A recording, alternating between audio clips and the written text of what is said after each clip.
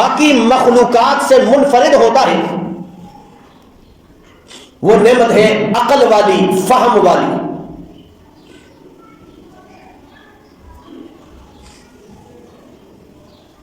حدیث میں آتا ہے کہ اللہ کسی کے بارے میں خیر کا ارادہ کر دے،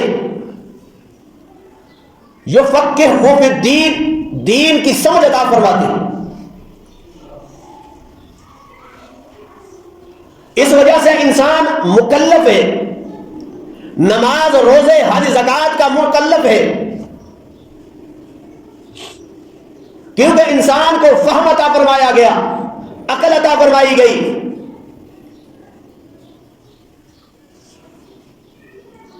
اور پھر یہی عقل ماتحت ہے قلب کی، دل کی۔ اس لیے رب ذوالجلال نے محنت فرمائی ہے انبیاء کو بھیج کر، یا اپنی کتابیں نازل فرمائی تو محنت کی ہے انسان کے دل پر۔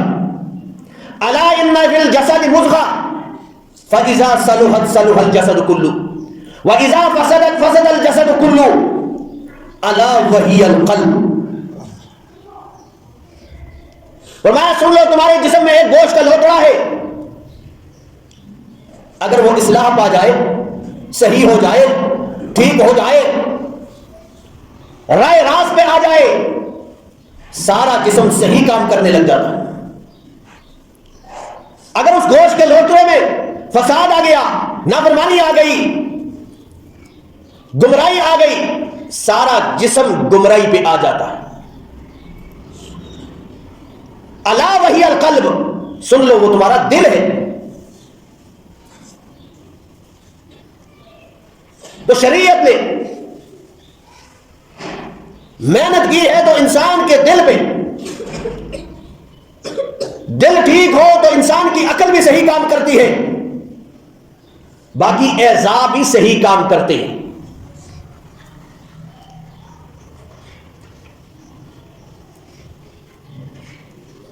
معاشرے میں آج بد امنی ہے، بد سکونی ہے،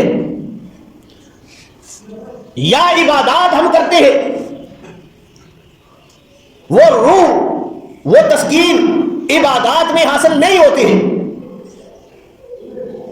یہ وجہ ہے کہ قلب ٹھیک نہیں ہے، قلب کے اندر غیر اللہ کی محبت موجود ہے۔